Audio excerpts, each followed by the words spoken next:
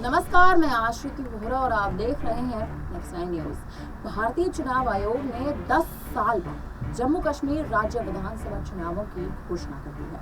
इस घोषणा के साथ ही जम्मू कश्मीर में सियासी माहौल गरमाने लग चुका है। ये चुनाव वहां 3 चरणों में होने वाले हैं। चुनाव 18 सितंबर से 1 अक्टूबर तक होंगे, यानी वोटिंग केवल 14 दिनों में हो जाएगी। हालांकि परिसीमन में राज्य में जितनी सीटें निर्धारित की गई हैं उतने पर चुनाव नहीं होने वाले हैं। जी हाँ, इसकी एक खास वजह सामने आ रही है। जम्मू कश्मीर में कुल 114 विधानसभा सीटें हैं, लेकिन राज्य में विधानसभा सीटों के डिलिमिटेशन के बाद चुनाव केवल 90 सीटों पर होने वाले हैं। क्यों ऐसा होगा, इसकी भी वजह है।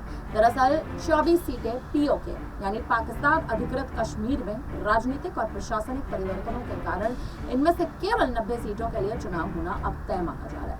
वर्ष 2019 में जब जम्मू और कश्मीर पुनः गठन अधिनियम 2019 के जरिए जब आर्टिकल 370 को हटाया गया था, तो राज्य में चुनावी सीटों की सीमाओं को फिर से निर्धारित करने के लिए परिसीमन प्रक्रिया शुरू कर दी गई थी।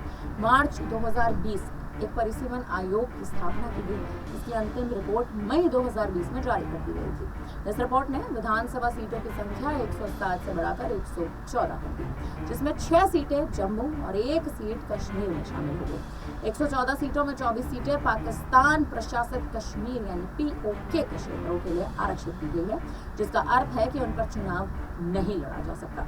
इसीलिए चुनाव के लिए उपलब्ध सीटों की प्रभावी संख्या 90 मानी जा रही है। जम्मू संभाग में 43 और कश्मीर संभाग में 47 सीटें हैं। राज्य का विशेष दर्जा खत्म होने के बाद यहाँ पहली बार विधानसभा चुनाव होने जा रहे हैं। राज्य में पिछले विधानसभा चुनाव नवंबर-दिसंबर 2014 में हुए थे, यानी 10 साल पहले। चुनाव के बाद जम्मू और कश्मीर पीपल्स डेमोक्रेटिक पार्टी और भारतीय जनता पार्टी के गठबंधन ने राज्य सरकार बनाई, जिसमें मुफ्ती मोहम्मद सईद मुख्यमंत्री बने थे।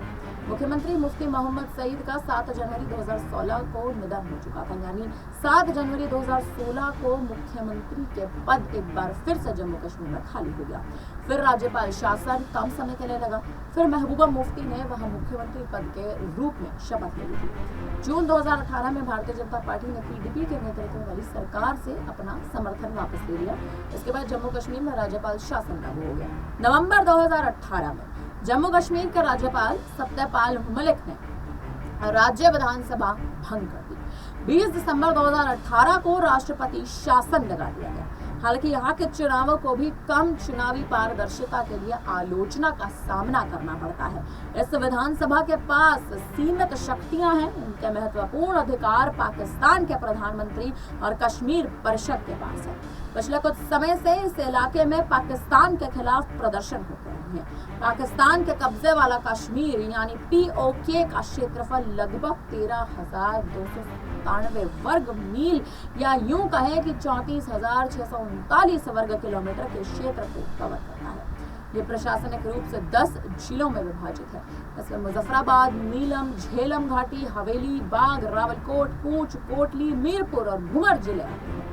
इसके अलावा गिलगित बल्टिस्तान क्षेत्र का अपना प्रशासनिक ढांचा है। लेकिन ये जो 24 सीटें हैं, इन 24 सीटों पर क्या चुनाव होंगे या नहीं होंगे, इस पर लगातार चर्चाएं तेज है। फिलहाल अब इस पर आप क्या कहेंगे, हमें कमेंट करके जरूर बताएं और तमाम बड़ी खबरों के लिए हमारे साथ बने रहिए नेक्स्ट न्यूज पर। धन्यवाद।